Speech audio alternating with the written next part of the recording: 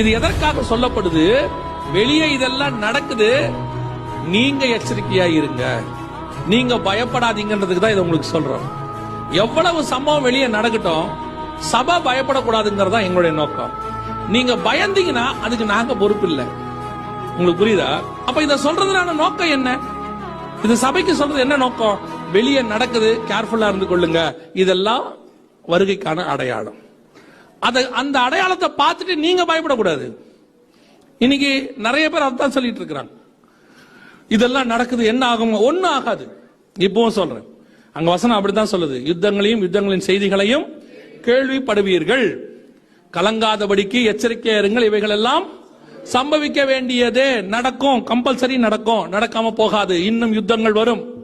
இப்ப நீங்க பார்த்திருக்கிற Russia Ukraine யுத்தம் எல்லாம் கிடையாது, இதெல்லாம் அடுத்து நடக்க வேண்டியதான காரியங்களுக்கான ஒரு விதை போட்டிருக்கிறாங்க.